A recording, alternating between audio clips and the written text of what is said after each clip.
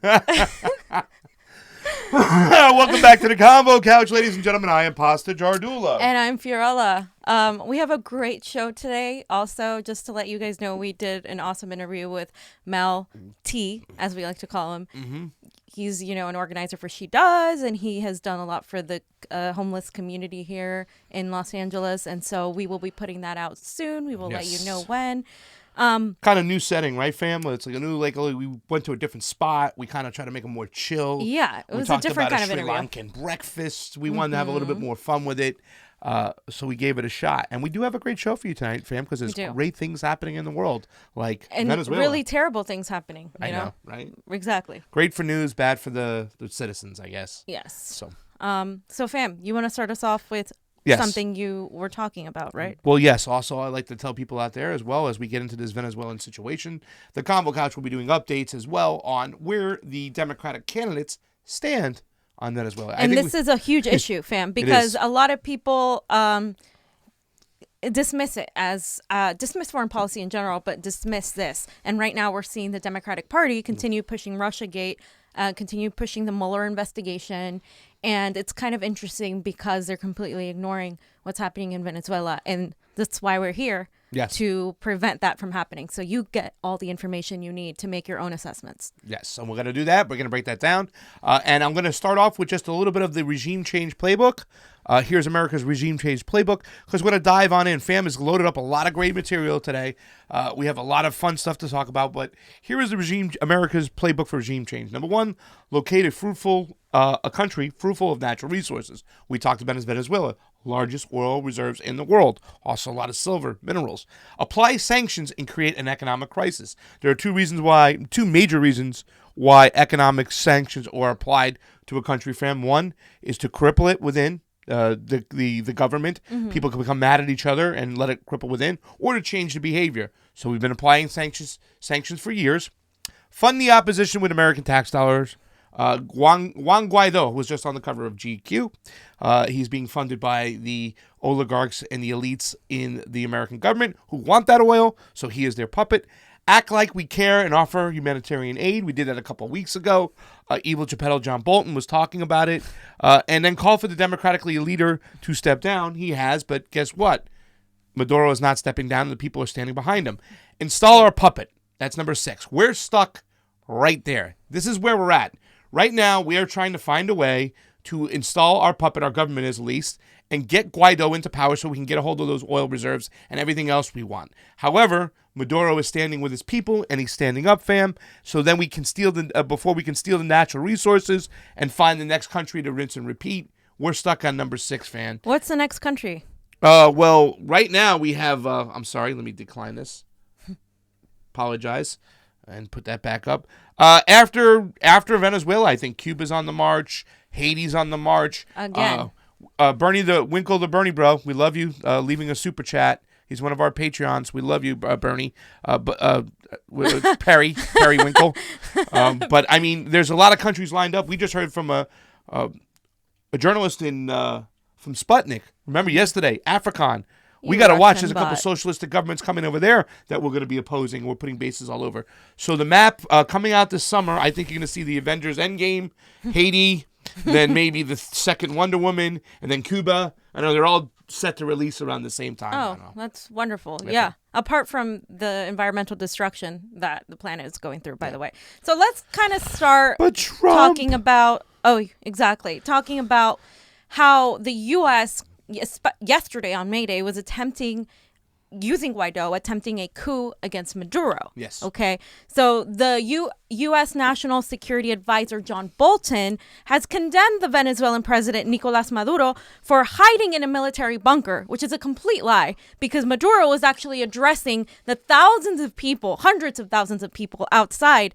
And as we can see here, this is what John Bolton said. He said, interim President Guaido bravely leads the Venezuelan people through the streets while Maduro hides in a military bunker somewhere, surrounded by his Cuban overseers and corrupt cronies. Guaido shows the courage of a leader. Maduro is nothing but a cowardly autocrat. So there we have evil Geppetto, old John Bolton.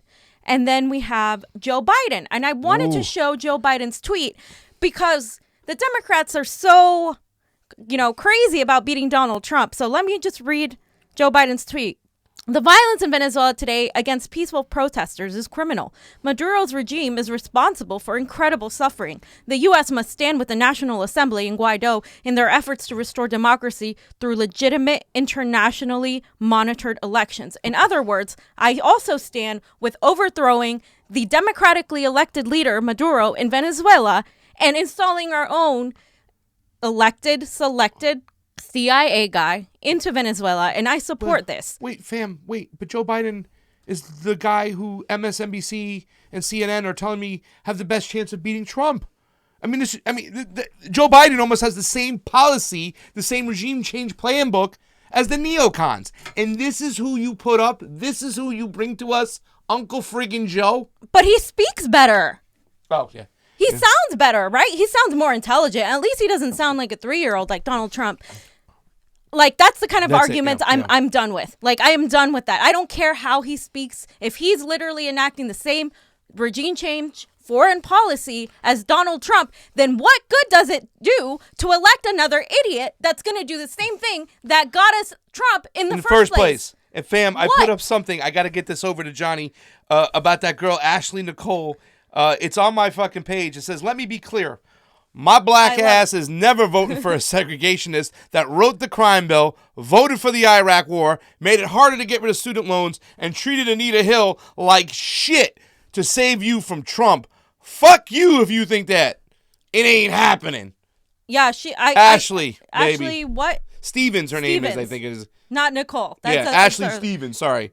But Ashley Nicole can get all savage like that too as well. She does. She has some great say tweets. Something like that. And this whole mentality of that we have to elect anybody who could just beat Trump, that's the big thing. It's like George Galloway said on this video I posted up.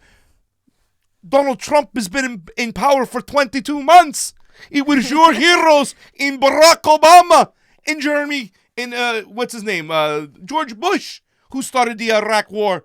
And the war in Libya and Syria. I mean, these people have caused all these fucking problems. And now you want us to digress to the same thing that handed us Donald Trump? He says the same. Joe Biden's saying the same thing as Ivo Geppetto. He's just saying it in a different way. But it's essentially the same thing. So if we elect someone like Joe Biden, if we actually select someone like Joe Biden by showing fake polls and by pushing the idea that he's the only one to beat Trump, we're literally going to elect a person that's going to do the same thing. And we're all going to be stuck suffering here. Because you know what happens when we go to war, when we have these proxy wars? What happens is there's no money here. And they keep telling you there's no money for education. There's no money for Medicare for all. Yeah. There's no money for all of us here. That's why you should care, because that money is going to go to the military industrial complex, and it's going to create an unstable country in which these refugees come out of. Yes. And then they come and circle around and they come in here, and we have the audacity to deny them help when we caused the conditions that led to them being here. With sanctions. And you know, the disgusting thing to his fam is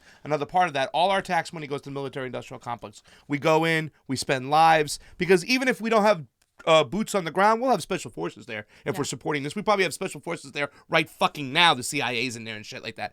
But the thing that's really disgusting is when Donald Trump goes, well, we have all this oil, we should grab all this oil.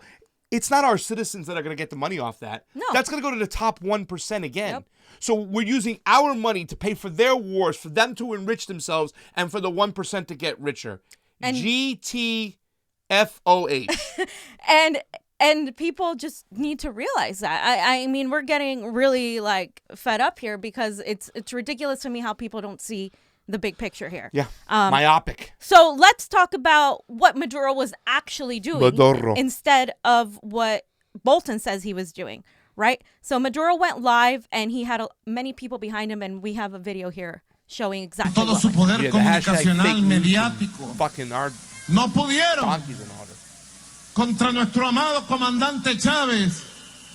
Y el comandante Chávez lo dijo. Lo dijo 1000 veces. No soy yo. Soy un pueblo. Eres tú, mujer del barrio. Eres tú, hombre trabajador. Eres tú, joven estudiante. Lo dijo 1000 veces. Porque así fue. Y no pudieron con nuestro comandante Chávez, y yo lo digo hoy, 1 de mayo 2019, tampoco han podido y podrán con nosotros en en ninguna circunstancia que nos toque vivir. Military bunker, fam. They get a lot of people in those bunkers. I know you. Does the video have translation? No? Okay, so let me translate quickly what this man is saying. He is saying that I hear you, I see you, I'm with you, working people of Venezuela. They couldn't do this last time with Chavez. They couldn't take him down, and they're trying to do it again, and they're not going to do it because we're standing together. Basically, in a nutshell, that's what he was saying. And you see the hundreds of thousands of people. And however you feel about Maduro, let me emphasize that, by the way. However you feel about Maduro, whether you think he's a good leader, whether you think he's a dictator, whatever it is you think, that is none of our business. Yeah. That is a country that needs to resolve their issues. And the only reason right now that things are so tense is because of our push to put someone like Guaido there. Guaido is a CIA-trained man that we have selected. I mean, he's not just any guy off the street. Educated in the States. He's educated in the States. Selected. He's a capitalist, Yeah. a pro-U.S. capitalist. And Yeah. then people like to talk about China and Russia and Cuba backing Venezuela. Why do you think that is? If I'm Maduro and the United States is basically threatening to oust me and put in whoever serves their interests best, I'm going to ally with the people that can come together against the imperialism of the United States. And that's exactly what they're doing. I would do the same thing too. Because imagine if Cuba hadn't if they hadn't aligned with Russia, imagine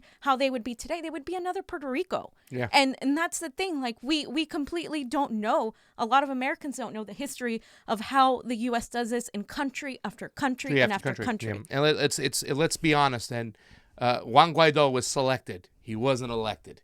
And the people don't even know who he is. And he was handpicked and, like we said, educated, whatnot. And the disgusting thing is that, John Bolton, Pompeo, Trump, this whole administration, and like people like Debbie Wasserman Schultz, Biden, Hillary, Chuck Schumer, all these freaking war hawks. I mean, they're so hypocritical because they sit there and they say that Maduro's suppressing his people. No, he's going out there and talking to union members. He's trying to enrich the people. This is all about the 1% grabbing all that resources and enriching themselves. And all these assholes that are supposed to be on the left that are telling you this, it's just disgusting. And it's an open, it's an on TV, televised friggin' regime change. And no matter what our history has been, can you tell me one situation, fam, and when it worked out? The only time that I can see that sanctions worked out ever was against South Africa to make sure they released Nelson Mandela. That was the only time I saw that sanctions were good. And we've been seeing all over the news. If you Watching the Hawks, you watch RT, they were putting up all these statistics, and we talked about it on the show on what sanctions do to the people. Okay, we want to cripple them economically, and then now we want to go in there and we want to support a dictator for our own benefit. And the sanctions are what actually ruined the Venezuelan people. We've had multiple episodes where we've addressed that. It has not been necessarily Maduro. I'm not saying Maduro is the best leader for an economic but he's their finance, chosen leader. But he is their elected leader. Yeah. So we stay out of it. And I wanted to start going into what Guaido was actually doing, right? So while he was supposedly bravely leading the Venezuelan people through the streets, he was actually in a vehicle and was far less impressive by comparison. So they put him in a vehicle because what happened last time was that when he tried to mingle with the working class that he says supports them, they came and attacked him. So we have a video of this, right? RT.com news right there. Yeah, I mean, We have the Twitter video of showing Guaido. Oh, I'm sorry, I got the wrong one. And yeah, fam, I heard about this too. I heard there was like 26 it's happened in armed March. guards around. Mm-hmm. Yeah. I don't know if there's sound for this video, but that's okay. That's the one where they chased him off. Yeah. They would chase him off the working people. And you know who protected him? Maduro's police force. Maduro's, they were still like, no. They protected him.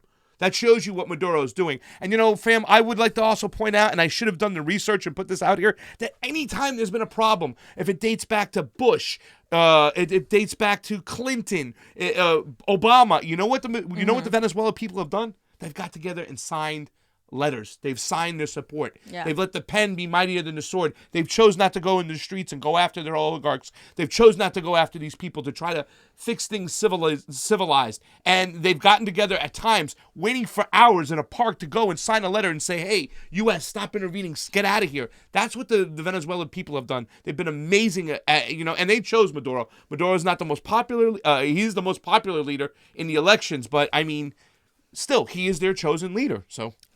And I want to kind of show you guys what we don't see in the mainstream media. It's what the people in Venezuela were actually doing on May Day, which is a workers' labor day, huge for unions, right? And Telesur TV has basically a tweet that they posted commemorating the workforce.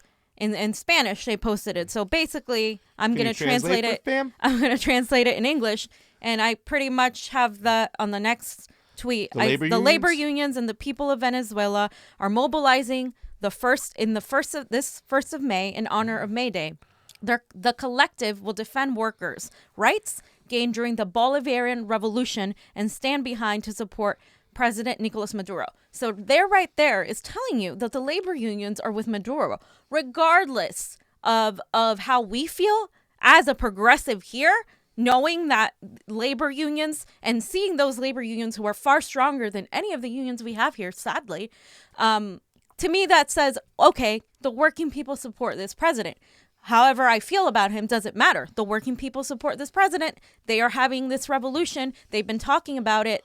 And why should I get in the way of that unless I have a vested interest in making sure that the workers don't rise up and take over the means of production? In that case, then yeah, I'm going to want to destroy them until there's nothing left, Absolutely. Which is what we're trying to do. Can I tell you something too, fam, about their elections too? And we all know this. We talked about the Jimmy Carter Institute and stuff. They have better election integrity than our elections. So anybody who's trying to make this parallel, talking about Russiagate and saying election interference, meanwhile, we're fucking the country and you're standing behind these neoliberal neocons that are objecting to the results of their fair elections that have more integrity than our elections.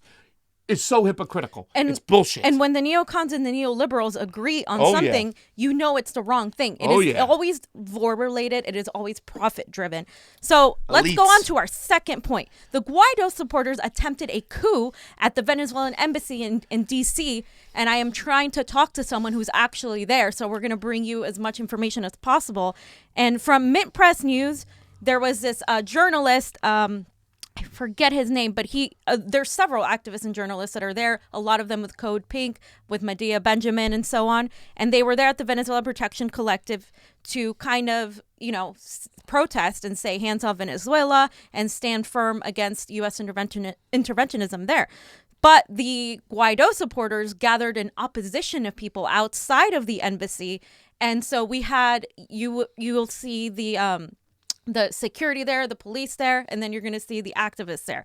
This is right out in front of the United States Embassy in D.C. In D.C. You have this here, John, right? Right. So they were, according to the journalists there, they were saying racial slurs and really homophobic remarks to the collective. The Guaido supporters were. And then I'm going to talk about why that might be in a minute. But let's put up this quote. George Roy talks about how opposition activists compared him to a monkey and called him negrito, which is a derogatory racial word in Spanish. And this is Alex Rubinstein. That's who I was looking for. He was doing a play-by-play about everything. And Roy is a Haitian American embassy protector. He was subjected to racial slurs as well.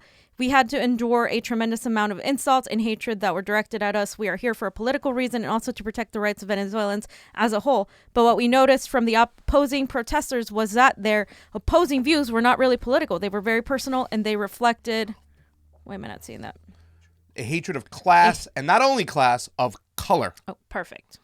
And so these opposition Guaido supporters, the opposition is what they call them, attempted to unlawfully break in the embassy and injure people inside. They threatened them and so on and so forth. Meanwhile, the Hands Off Venezuela activists stood their ground. So we have a series of little, very short videos showing you guys kind of like what went down. Alex Rubinstein? Mm-hmm. And this guy, very brave people, by the way, doing this. It's on order, so let's do the very first one. It's gonna be. Is that Amy Goodman? Yeah. All right, here we go. No war, no sanctions anymore. No coup, no war, no sanctions anymore. No coup, we need no war, no sanctions anymore. Only Venezuela in this embassy. No sanctions anymore. Embassy. Awesome. And then. I think it's right here. And then we also have another video right after that. Yeah. This is the same operation that they're doing in Iran right now. It's the same operation they're doing in North Korea and Cuba. This is not new. Empire building is not new. The history of the United States is one of regime change. In fact, there was a coup in Venezuela not even 20 years ago. In 2002. I said Honduras, all those places. And before we go on to the next one, I just want to point out that these activists remind me of some of us out on the streets when we were protesting, when we're fighting. These are, young people and people of all ages coming to DC to literally make it clear, because we know we're so close to that. We're at number 6. We're so close to that. Yeah. They know how important it is to stop this. And we have another video with Georges Roy, the Haitian American, who talks about how the U.S. has destroyed Haiti. And he tells the opposition that they're inviting a monster. Wow.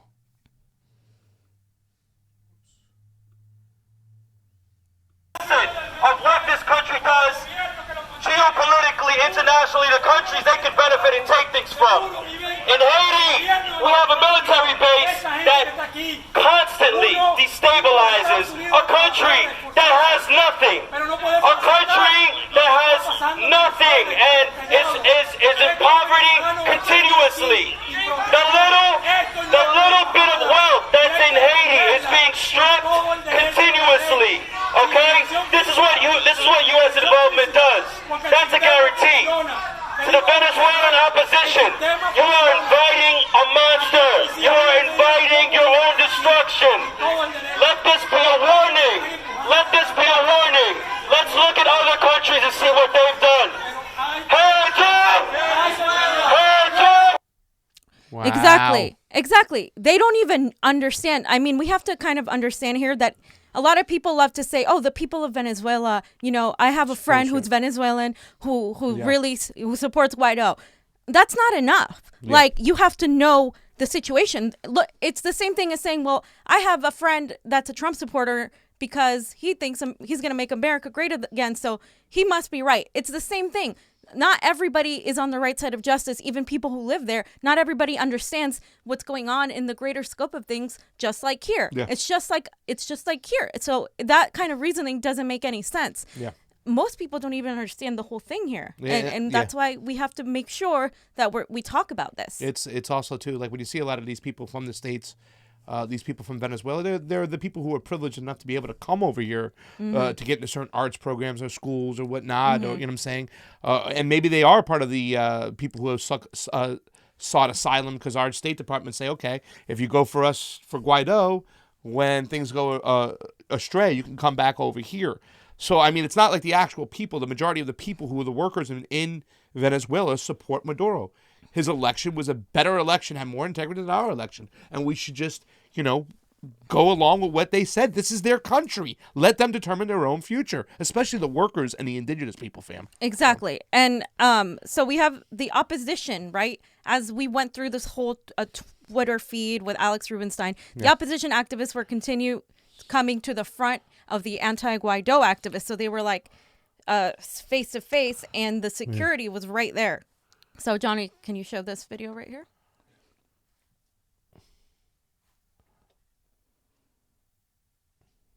Who is that? So I can't hear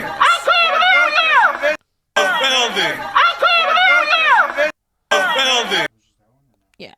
And then let me just kind of show this photo of the opposition and the Secret Service. The Secret Service then showed up with the zip ties, because some of these people, these activists, Hands Off Venezuela activists, were going to risk arrest, and they were very, very okay with doing it. And so on the left, we have the Guaido supporters, and behind the Secret Service is where we have the No More War, Hands Off Venezuela people, like, going head to head right here. And just kind of to reemphasize the negativity coming from the Guaido supporters, they were telling journalists to jump off the building, and we have the video here. And then the video after that, he told one of them that your mother should have swallowed in English. And all these people speak English, by the way, which isn't a surprise. Oh, is that the one of the videos? Mm-hmm. Show that one. Jump one first.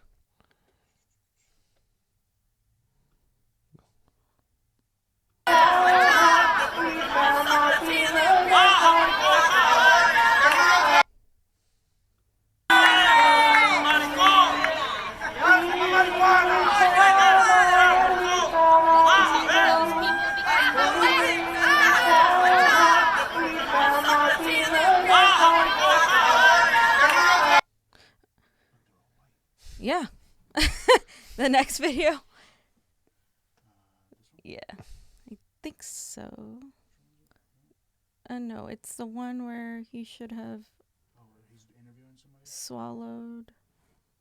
Do you have that? No, you're going through the feed. Go look at the doc. Look at the doc real quick. But let me say the guy, the video we just saw, he just shouted a racial slur of pretty much calling someone a quote unquote fag in Spanish. And this is the kind of I don't know, either white supremacy kind of like racial thing. And this is what these Democrats are supporting too, like indirectly, but they're supporting it because they don't know that this is what's happening right now. Mm-hmm. And it's really, really sad. Right there. Mm-hmm. Yeah. Just so people get an idea of what these journalists and activists were having to go through. It does something to you when people are like, that negative and that mean.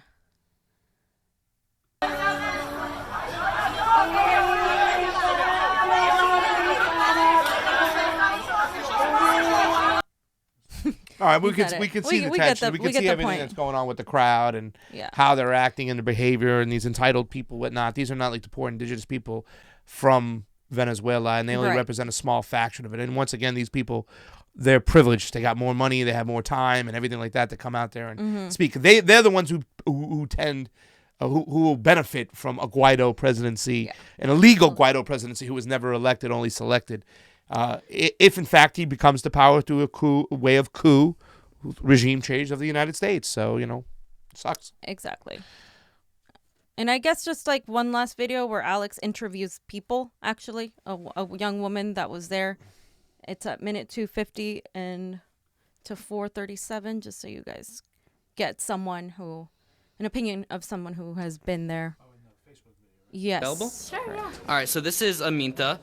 She is a Nicaraguan American, and she is a longstanding member of the Embassy Protection Collective. Amita, can you tell me why you stand against the coup in Venezuela? We understand, for instance, using Nicaragua as an example, that the U.S. has attempted to invade Nicaragua over 7 states, disrespects the sovereignty of Nicaragua. It does the same for other countries in Latin America and throughout the global south as a whole. So I'm here today standing as somebody who is able to be here in Washington, D.C. To oppose U.S. intervention because all we know that comes out of it is violence and death. Now, I talked to you a little bit about this last night, and I actually just published an article on Mint Press News that everybody can check out. It's about the bigotry of the Venezuelan opposition that we saw here at this embassy yesterday. Not only did they attack people, they were violent, but they hurled every kind of racial slur you can imagine. So can you just talk about what you experienced personally? Definitely. I mean, these people are absolutely ruthless. They are extremely racist and sexist. Not only was I catcalled, but people called me India, which is a very anti-indigenous slur. I had one pro-Guaido protester who even said, "You're so ugly, I see the indigenous all over your face, it's in your nose, it's in your eyes, it's everywhere." So clearly we see that these pro-Guaido supporters clearly support a white supremacist agenda, they support a racist agenda, and I think that shows a lot because we see that a lot of the Venezuelans, in particular a lot of the Afro-Venezuelans and indigenous Venezuelans, show a lot of their support for Maduro, and that stark contrast definitely needs to be recognized. Thank you so much, Amita. Okay. Yeah. So she said it she's kind of is leading into the next couple things we're going to talk about. That this revolution, as she said, there's a lot of white supremacy. It's racially implied. There's a lot of racial implications in it. But at its core, it's a classist revolution. It is a economic revolution, because what is happening is the poor people who happen to be people of color are rising up against the pro-capitalists in the country and abroad with the United States. And they're saying, we're going to protect what we have here. We're going to protect being supported by the labor union. We're going to protect the power that these people have. And they have come together in thousands. And the United States is literally trying to squash that. Yeah. I mean, everything you hear from Maduro is like when the day he got elected, it's about supporting workers. Mm-hmm. It's always about helping out the workers. I think on May Day, they talked more about what they can do for the unions and whatnot. So it is almost, and I think he had a comment where he said the backbone of the economy is really on the shoulders of the workers who actually made everything function. So it is a kind of classist, warfare way. And I think, fam, this leads into the whole thing that, once again, one of the deep reasons, maybe not the number one reason, one of the deep reasons why America wants and the CIA would support these coups is they don't want the Americans seeing what social entities or socialistic type of governments look like in other countries when they get healthcare. They don't want us to do that. Exactly, because then we're gonna if they're gonna get it in South and Central America, we're gonna definitely demand it over here. Healthcare, education, which is what we're starting rights, to do. All that stuff. So that deep down in what it is they don't want you seeing workers getting rights and workers advancing through education and social programs. So they cut it at the Exactly. And if we want all of those things here, they're never going to happen because we're always going to be crushing it everywhere else. So we never see that and get socialism. it here. And it's such an important thing. I cannot stress how important this is. Like, we have to start helping people here and also helping people there by not engaging in these wars. It's the core problem of most of our issues. So I have a report on Greg Palast, who's actually been in Venezuela and who has an entire opinion on Venezuela. But he notably just spoke about how this is a racial kind of workers' revolution that's happening right now. And we have two pictures side by side, or comparison for you. The first picture is going to be of Maduro supporters you're going to see very, very darker pigmented people in Venezuela. And these are the politicians who support Maduro right now. And they're all standing there. They got the chavistas. They got the chavista signs. In the beginning there, Chavez. And then we're going to see the Guaido supporters next. And it's kind of like a lot of diversity, fam. Kind of a Biden kind of like picture, like where you see like, or a Donald Trump kind of like picture where you see all these, same tone white people, basically. Yeah. I mean, whatever. They might not, might not be white, but I'm just saying the pigmentation there is an obviously stark difference. And no one is buying that the centrists all of a sudden and the neocons all of a sudden want to do this for humanitarian reasons. I hope. Like, when have we done something without getting something in return, right? Yeah. Like, if Venezuela wasn't a country that we couldn't benefit from, we wouldn't even care. Yeah, if they didn't have oil, we wouldn't even be there and stuff like that. And fam, what is this next part? Because we're talking about Biden, but you got to lead right into this, right over here. Right. So, because the whole fugaziness of this, Biden is the one that can beat Trump. Yeah. He's the best suited to beat Trump. Is such a crock of shit. This guy has. Let me say this right now. You cheat Bernie Sanders and kneecap another progressive, and you run a Biden, you will lose horribly.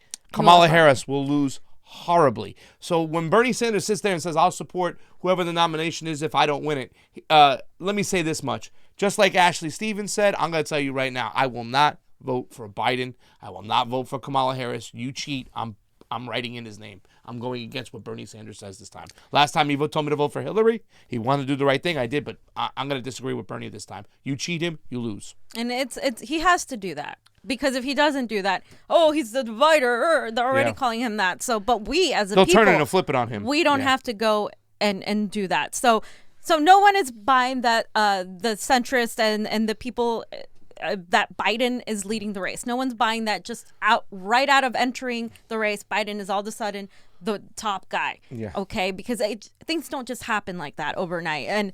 And also the fact that Biden also comes with a lot of baggage, not only his record, but the Anita Hill stuff, and also the Me Too situation with Lucy Flores Ukraine, and all other women that NATO. have come out. All of that, like it's not. It doesn't make sense. And the media, of course, the mainstream media, as we expected, the CNNs, the MSNBCs, have taken it upon themselves to ensure that the public, that the masses believe that Biden is the lead. So that way they're like, well, even if I like Bernie, I'm going to have to vote for Joe Biden because he's the only one that can beat Trump. And you know what? I'm just done with that. And we're going to expose him. And at every chance we get, and I invite every single one of you to literally look at the methodology in the polls, because you cannot ignore that if you're going to look at a poll. So let's start with this one right here from MSNBC. So you see that they show that Joe Biden has 28%, Bernie Sanders has 27%, and Peter Buttigieg has 2%. But if you really look closely at what it actually says, Joe Biden has 25% and Bernie Sanders has 27% when it comes to the poll. And what they were measuring here is the support for non-white voters. Okay. And of course, the majority of people see that and they're going to look at the poll and they're going to be like, oh, God, well, I thought Bernie was winning. Darn, like that sucks. Like, not everybody, but a lot of people who are not political, who may just get their news from the mainstream, all those people are going to look at that and be affected. So then we have the Washington Post. This is directly from the Washington Post. By the way, this is a newspaper someone took and did an actual comparison, actually made their own chart. And if I knew who actually did the picture, I would reference them, but I have no idea. So this is the actual preference for Democratic president nomination. This is just one poll. I haven't even gone through the methodology of this poll, but this is just taking the poll as it is. Look, 54% no preference. Sorry. Look at how, first of all, if we're going to analyze this, 54% no preference means that nobody's in the lead because there's just too many people that haven't decided, right? Like that's first of all there. But then we have Joe Biden, and you see Biden on the one on the left, how they literally misconstrued it to look, the 13% to look like so much more than what it actually is if you do it to scale. And it's ridiculous. And Bernie's only at 9%. Yeah. And comparatively though, what they did to skew that, because again, people don't look past the first glance. Well, that's the whole thing, is that they're just putting those numbers out there. They're not telling you. We see a lot of polls when they call people on landlines, like who the fuck has a landline anymore and stuff. Right, exactly. So all their polls are going to be very subjective. They're going to kind of cherry pick the people they want to put in there, and they're always going to have this appearance that Biden is ahead of Bernie. And let me tell you something, it ain't happening. And if you talk about all his history and all the things we talk, but if you just leave that aside, just look at his first day, fam, when he goes, oh, he raised $6 million, but who did he raise it from? Blue Cross Blue Shield. You know what I'm saying? Mr. Cohen. He gets money from certain places. You know what I'm saying? Bundlers. All his money comes in, Comcast got. You know what I'm saying? It's like, so you're against net neutrality. You're against Medicare for all. You're talking like Donald Trump as Venezuela. You have the same ideology. What changes? Seriously. What? Oh, he speaks better. It's just a bunch of malarkey, fam. It is literally malarkey. Exactly. He's a Democrat. And I have one last poll I want to show you guys. This is the CNN poll. And even on the CNN poll, by the way, Tulsi polls at 2%. Yeah. And it's completely discounting an entire block of people. And this has really pissed me off because the 18 to 49 block is completely empty, which means they only got sufficient samples from people 50 and above. Yep. They claim that they got some, but it just wasn't enough. Okay, well then that invalidates your poll. Then in that way, you should have to specify, for people 50 and over, Biden is the leader. What they did was say, Biden is leading in general. And that is manipulating polls. Yeah. That is not doing the right thing. That is misleading. And that is not having journalistic integrity. And we are going to catch you and call you out on it because that's bullshit. That's that boom shit and stuff like that. Well, I mean, we got to be prepared for that. We knew this was coming. We knew it's going to be out there. Absolutely. They've already started their but Trump kind of movement. They get it. Let's get rid of Bernie Sanders kind of movement. And I mean, any establishment Democrat you put out there is going to lose and lose pretty badly. So just to summarize, when you're looking at polls, you need to look at the methodology, how they did it, whether it was a random sample size, whether it was enough of a sample, like only using landlines, like Pasta said, isn't valid. If they omit age groups or they're too small to be representative, it's also not valid. So I'm just going to tell you guys, like, don't let this discourage you. Polls are very inaccurate. They're unreliable. However, if you see something that's false, please point it out because a lot of people just don't know. Yeah, watch. So I want to thank everybody who's came over to the Convo Couch YouTube and are watching right now. If you're on the MCSE network on YouTube, come on over and like and subscribe to our Convo Couch on the YouTube. We have a Facebook. We want to thank those people that are over in the Facebook. We know we're kind of still running off Fiorella's Facebook. We're going to be making the transition to the Convo Couch only. Entirely. So she'll share it on her page, of course. But let me get a Convo Couch. We have a super chat. So I have to switch over really quick. And fam, why don't you talk about something? I'll get rid of you. I'll get the super chats up. You had another thing you were going to talk about. Well, because you were talking about we're not really running against Donald Trump and the Republicans, are we? Right. So we're not really running against Donald Trump and the Republicans. I mean, we are, but I think the establishment is not.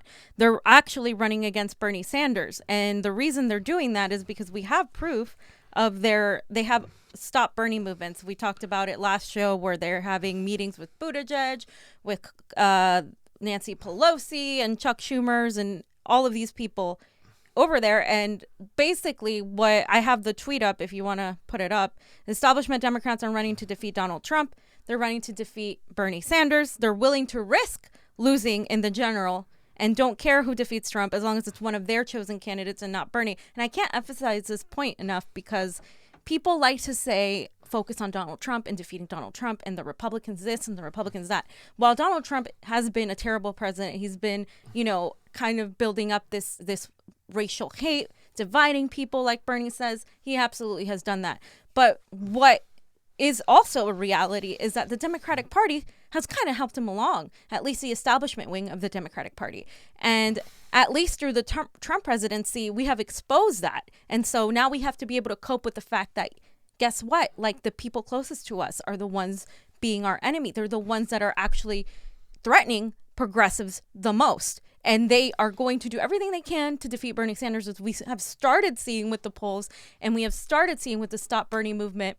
Yeah. And there was an article that talked about Bernie's, how they're doing an Operation Stop Bernie, and it's all about taking him down. And basically in this article, they basically just talk about how he's not electable. He's not going to win, how Biden is the more electable one. But all of these reasons are actually bullshit because Bernie can go and get the Republican vote. He can go get the independent vote. Yeah. People like Tulsi are also getting more and more popular. Yes, because they focus on the economic issues that people are suffering rather than the ideologies of what is it, like the word salad, the platitudes, just the things that our aren't going to values feed unite people. us, fam. Our values unite us. Oh yeah, freedom. Put up that super chat over here. I can't find it on my board. I'm going to read it. Winkle to Bernie, bro. He said some stuff earlier. We love you, brother. Thank you so much. That's just about us. Okay. Our internal stuff. It's have you looked into stream? Gotcha. Is that what it is? Yeah. You want to read it, dude? Tell me we use Mac. Read it out there. Put your picture up, and we got a $9.99. Is that Balthazar? Balthazar is always out there. Yeah, Balthazar. Balthazar is out there and on Get Your News On with Ron. Yeah, I've seen him. I remember Balthazar. He's a big Jimmy Dore guy. Balthazar, we love you. Go over to our Convo Couch YouTube right now. Subscribe. Help us out over there. We want to get some numbers so we can do some advertising and for our also stuff. check out the Peter Buttigieg video if you haven't. It's actually savage pretty video, done fam. Well. 7 reasons, and there's plenty more reasons why he's not a progressive, but a lot of people have started liking him because he seems like innocent, but he's actually not. So it's just it's so much of the platitudes and just nothing. Just if you ever see a bunch of people who say a bunch of shit but really say nothing, that's Buttigieg. He he can talk forever without saying a friggin' word. But anyways, why don't you read this here? Put your picture up, Johnny Handsome. You see how Johnny long I gotta Muffins. wait? You see how long I gotta wait to say something? Go ahead. Go. He's basically Balthazar. We use Mac, so we can't use Streamlabs. I looked into Streamlabs. Yeah. Streamlabs any is other for news, Windows. Johnny, by the way, that you have? So today is Holocaust Remembrance Day. Ooh. And Tulsi put up a nice little tweet. Oh, nice. On Holocaust Remembrance Day, we remember the 6 million Jews murdered in the Holocaust. I'll never forget my haunting visit to Auschwitz. Was never forget to stand united against anti-Semitism and religious bigotry that drives such hatred and terror. So I didn't know it was Holocaust Remembrance Day. So I like that Tulsi brought that to our attention. Well, you're not going to hear a lot of it because right now, according to the Democratic Party, we have to take on neo-Nazis and Nazis that Trump and this whole party are Nazis themselves. So that's where they're distracted that they don't actually remember when people were actually killed by actual fucking Nazis back in the days. And not to say that Donald Trump doesn't have his issues and there's not a problem, but actual friggin' Nazis that actually killed people. And when you go to Auschwitz and you see that, it sets in your bones, and you're hesitant to use the term to call somebody a Nazi just because they disagree with you. And I've myself been to the Anne Frank house, and I'm telling you, like, you just walk in there and it's just life-changing because you really see and feel exactly what went on there, and you know, and how people were scared and would hide out. And the same thing was kind of happening here as far as the immigrants coming in, and it's going to continue happening the more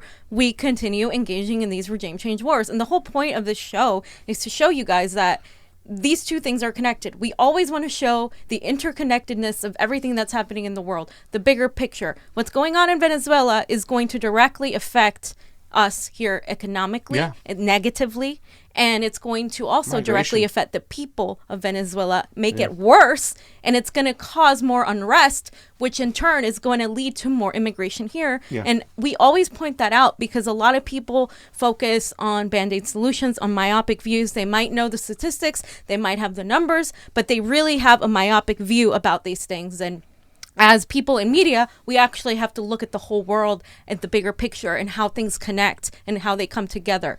And I think we need to all start thinking like that, because in that way we gain a greater understanding of how we solve these issues. And somebody just asked on the thread, great points, by the way, fam. I just want to say ditto. Somebody asked about the Yang Gang. A couple people have been asking about Sherrod Brown, all that bullshit. We're going to talk about some more about these candidates. Of course. It's just the tip of the iceberg. We still got a whole year. I think when you talk about Mr. Andrew Yang Gang, my cousin Joe Cardino in New York, thank you for watching, cousin Joe, asked about the Yang Gang ? There are a lot of things we found out about Andrew Yang. And I think we'll put something together and we'll probably get it out there. Same thing with Marianne Williamson. And same thing with Sherrod Brown, who's been kind of hanging in the background, the far background, letting some of these establishment people kind of cut their heads off. And in the Venezuelan video, we'll talk about his comments and what he said. So the Convo Couch will be there to cover all these other candidates. So please stay tuned. There's a lot to say on UBI and stuff, so Pasta and I are going to talk about that. Well, we want to thank you for joining us today. And Johnny? There's one last thing I want to emphasize. Someone made a comment in the MCSC network, and they said, sorry, it was Anthony Thompson. Sorry, I came in a little bit late, but like, what do we do, we American citizens, to stop this overthrowing of military action towards Venezuela? What can we do at this point? I am very concerned. Can I? And Go ahead. I like giving a call to action.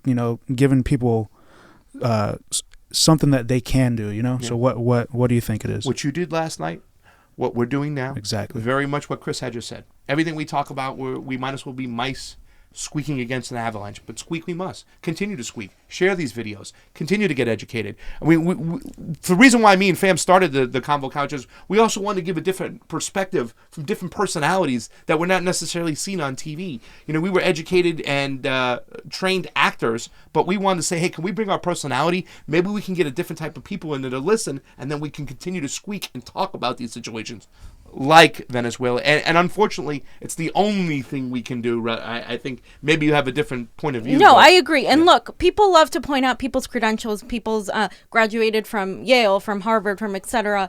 And where has that gotten us? It's gotten us in this terrible situation we're in with a government like that. If we're only going to focus on the elites, that elite type of education, that elite type of thinking, and ignore how maybe, hey, we have a bartender, an ex-bartender as a congresswoman for a reason. We have someone that is a Somali immigrant that came here and knows and understands regime change wars better and foreign policy better. And I'm talking about Ilhan Omar because she came from somewhere else. And we have people like Jimmy Dore, who's a comedian. Jag off nightclub comedian. Exactly, who can understand things better. It's not because or in spite of what he does. It's actually because he understands as a human being making these bigger connections. And I think that's what Pasta is also trying to say. Like, it doesn't matter. We just need to be aware of this situation. And I also want to say, in regards to the Venezuela thing, how can we let people know?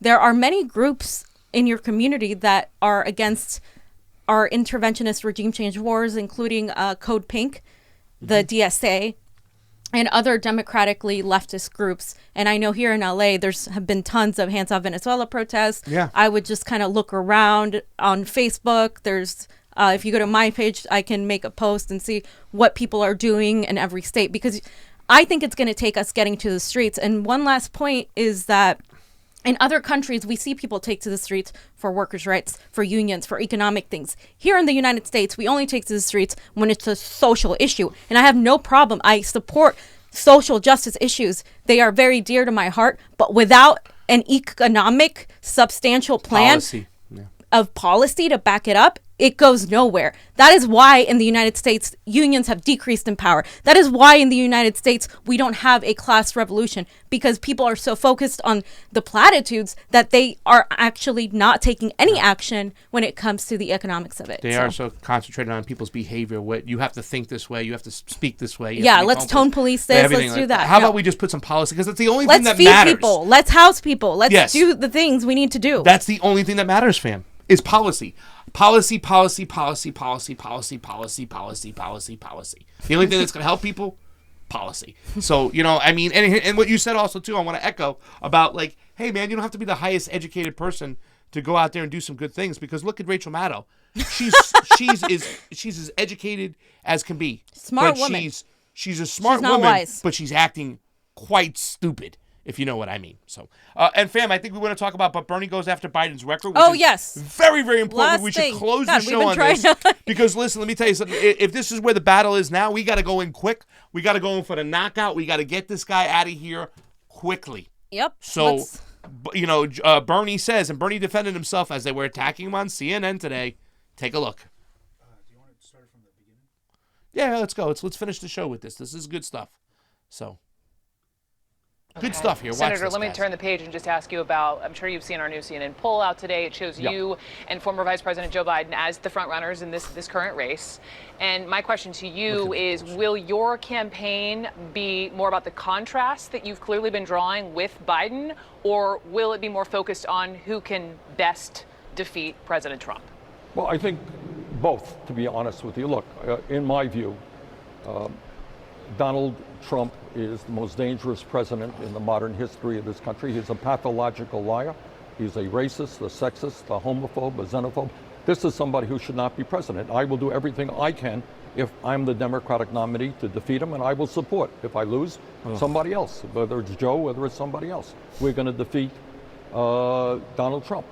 But on the other hand, I think what I want to see in the Democratic primary is not, personal attacks or any of that stuff. What I want to see is an issue-oriented campaign. And Joe and I have very different pasts in terms of how we have voted, and very different vision for the future. And that is something that we should be discussing. For example, I voted against the war in Iraq. In fact, helped lead the opposition to what turned out to be the worst foreign policy disaster in the modern history of America. Joe voted for it. I voted against NAFTA. I voted against permanent normal trade relations with China, 2 trade agreements which cost us millions of good-paying jobs. Joe supported those agreements. I voted against the deregulation of Wall Street. Joe supported that legislation, which I think, many people agree with me, some don't, led to the Wall Street collapse of 2008. Senator, let me jump in, because I hear you on the contrasts, and there are a number of them. But the one thing that both of you voted for, and what Joe Biden helped write, is the 1994 crime bill. Even former President Bill Clinton, who signed it into law, says it went too far, right? It expanded mandatory minimums. It boosted the nation's prison population. It disproportionately impacted African Americans and Hispanics. So my question to you, Senator Sanders, is, do you regret that vote? Well, let me give you my answer. Go to YouTube today and find out what I said literally on the day that I voted for it. Well, I'm looking at you right now, Senator. Tell me if you regret it. 1 second. I voted for that bill because it included the Violence Against Women's Act and it included a ban on assault weapons. And Brooke, you would be asking me today, Senator, why did you not vote for a ban on assault weapons? Why did you vote against? I'm asking you today if you regret your vote. Sometimes you have legislation which includes very good stuff and very bad stuff.